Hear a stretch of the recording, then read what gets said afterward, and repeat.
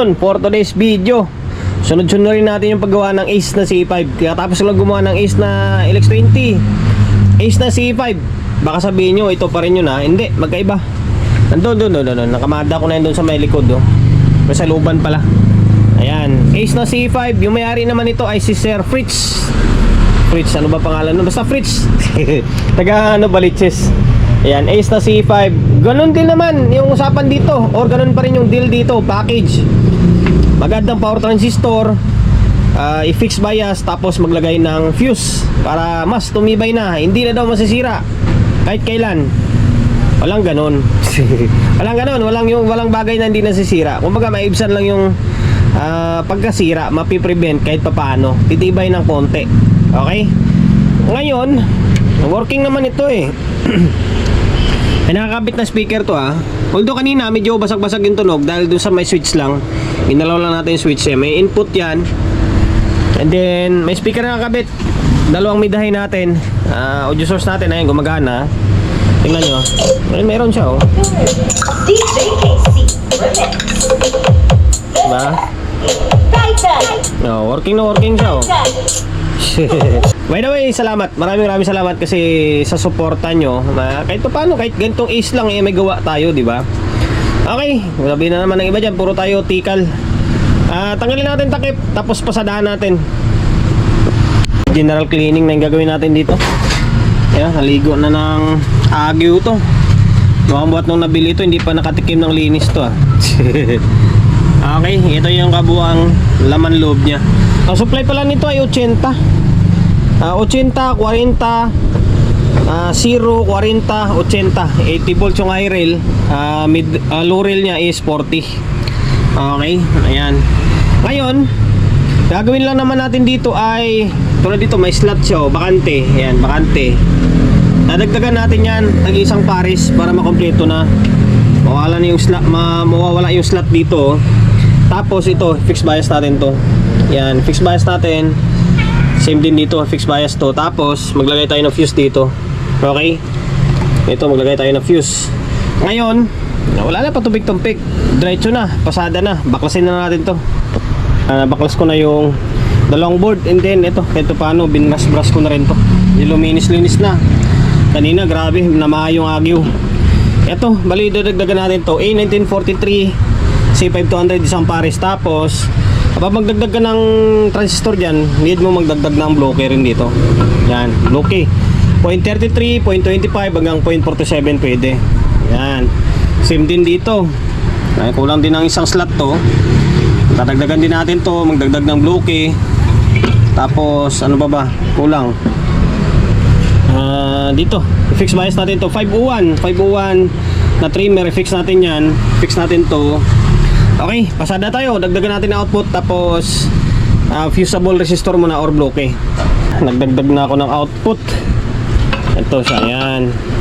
Inunit ko C5200 and then A1943. Ito yung mahaba yung paa nya. Ayan, tapos 0.33. Okay, 0.33, 0.25 pwede dyan hanggang 0.47. Okay, ayan, para makompleto yung pagdagdag mo ng output. Kasi pag walang bloke yan, yung emitter niyan wala. Okay, ayan kompleto na, wala nang slot. Diba? Wala nang slot Ngayon, next move ay itong trimmer naman.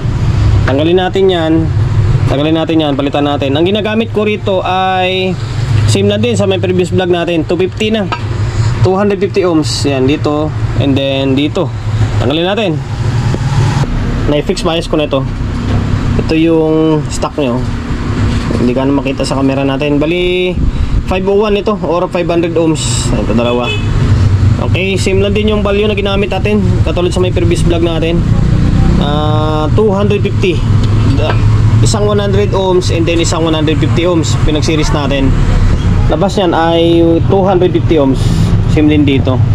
Okay, 250 ohms, 100 ohms and then 150 ohms. Pinag-series natin.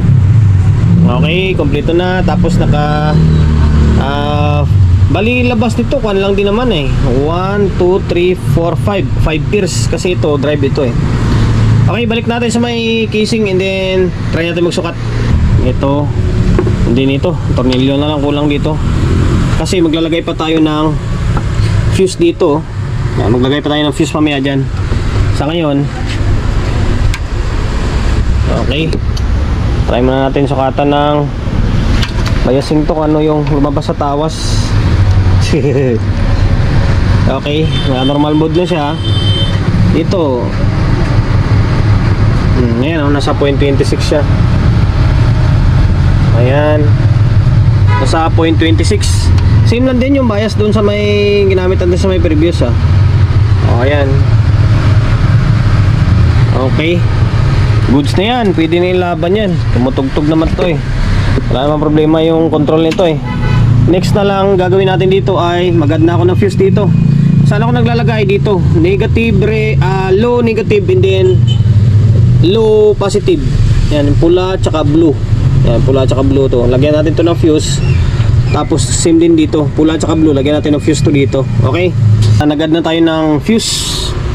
Ito siya Yan, dito sa loob ng kulay itim na to, sarinkable tube ito.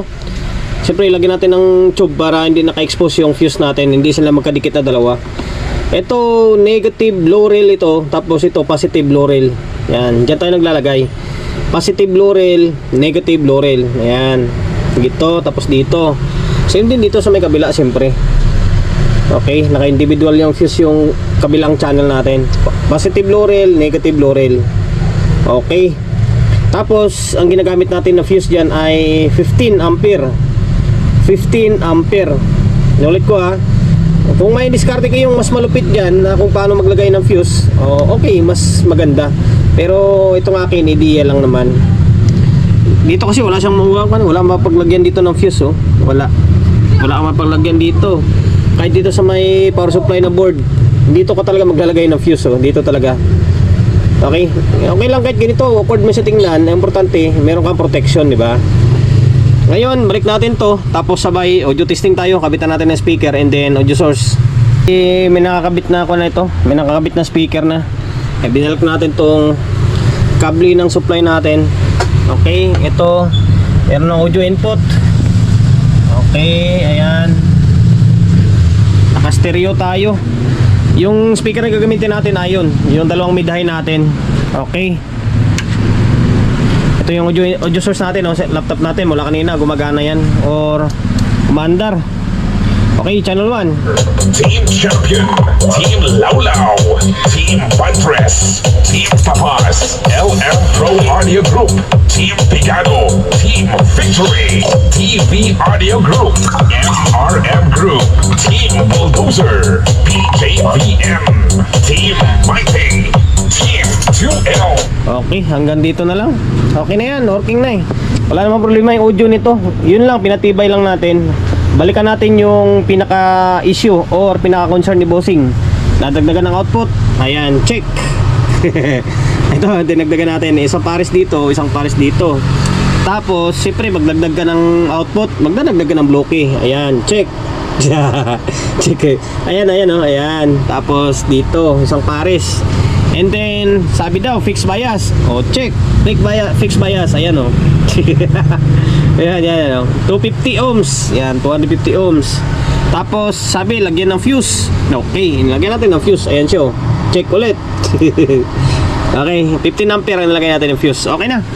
Sir Fritz ng Novaliches. Bali, okay na tong Ace na C5 mo. Maraming salamat sa pagkakatiwala mo ng unit mo rito sa akin. And then, sana nakapagbigay ulit idea tayo sa mga kapwa natin technician na medyo bago-baguhan lang Sa mga veterano, kuha na lang sa kanila to. Basic lang sa kanila ito.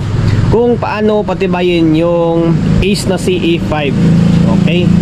Ayan, promotion bago tayo magtapos, syempre, shop natin. Solid G Electronics Repair Shop. Number 61, Don Julio, Gregorio Street, sa Uyo Road, sa Uyo, Quezon City. Social media pages natin, sa mga hindi pa nakapag-follow, paki-follow, and then syempre paki-share ang video natin sa my Facebook, YouTube channel. Sa mga hindi pa nakapag-subscribe, paki-subscribe, like, share, and then syempre paki-hit ng bell button sa gilid para updated ka sa mga susunod na video na i-upload ko. Ingat, God bless, and then peace atin lahat.